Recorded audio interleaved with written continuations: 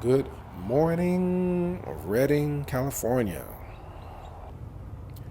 It's time for me to inspect this screaming banshee of a truck I have and get it fueled up for our drive up to Portland, Oregon.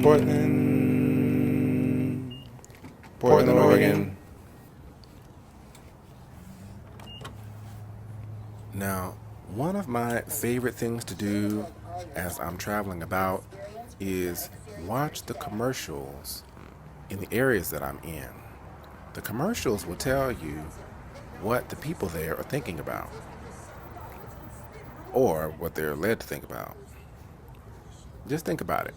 In Los Angeles, for instance, there are commercials on lawyers and attorneys and weight loss surgeries. In Overland Park, Kansas, there are commercials on really nice farm equipment, the rib shack across town, or the used appliance store. It's a really nice commercial. So, from place to place, the commercials are always a little bit interesting to me. I like to check them out whenever I can. We can see what they're talking about here in Redding, California. Not very much. So let's hit the road. This day for me is where the magic begins. This is my favorite part. We are entering the town of Mountain Gate. Mountain Gate, California, as the name suggests, is the gateway into the mountains. And it is kind of like where the storybook opens. It is the once upon a time factor in all of this. And as I cross this drawbridge, I call it, over Lake Shasta here, you know what? Before I say anything else, that lake there, a couple years ago, that wasn't there. All that water was gone. There was just a little bit of water under the bridge, but the lake has recovered nicely due to the recent storms. And I want to just say this last little bit here for all of my conspiracy theorists out there that love to say things like, "We ain't running out of water, they just be making up stuff." If you don't believe fat meat is greasy, go and see for yourself, and you won't have to talk in so much theory. Now, you see that bridge back there?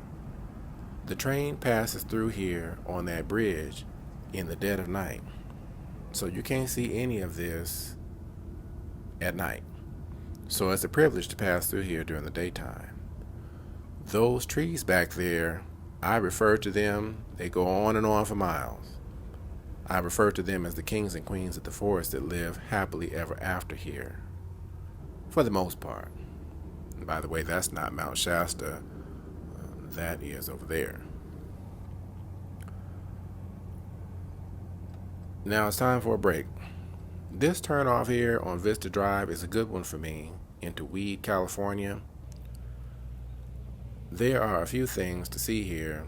There is the Banshee there, the pilot in the background, sleeping volcanoes, the grocery outlet behind there, and I think behind me there's a McDonald's, a Starbucks, a few other places to stock up, store up, fuel up for your drive into these northernmost parts of California. Now, these clips that I've recorded for you guys are what I call my most scenic areas that I love to pass through.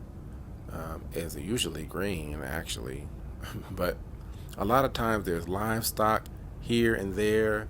It's just a really beautiful scenic drive.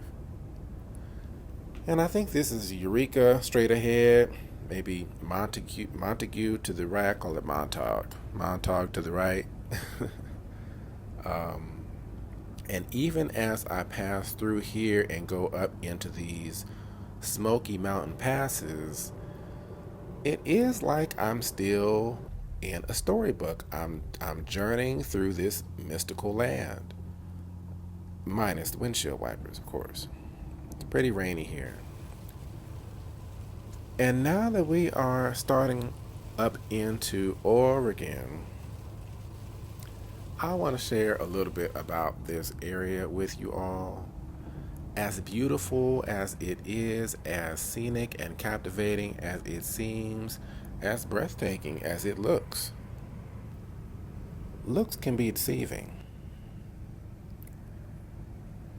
Unfortunately, and I wasn't sure if I was going to share this with you all, but seeing as this is kind of like a little bit of a journal too for me, journaling my travels, it's been reported to me by several people that these areas in Oregon, these southern areas, central areas, northern California, especially as you get away from this main highway, are not very welcoming to people of color.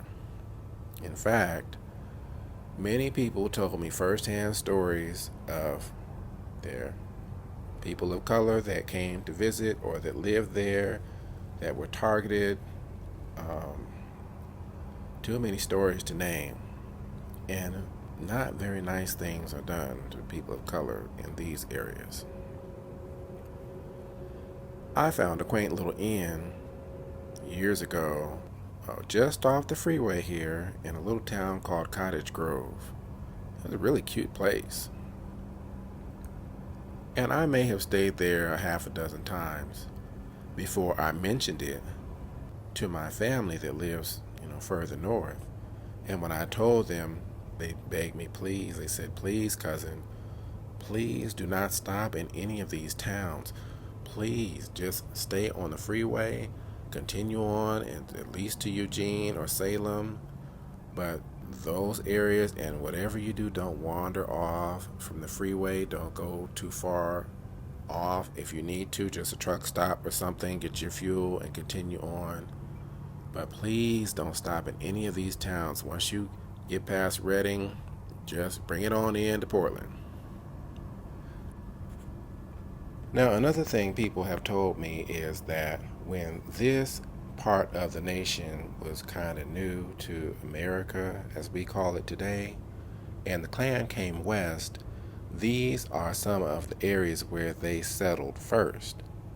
And it would make sense that their descendants are still here and they were taught whatever their people knew, just like I was taught whatever my people knew.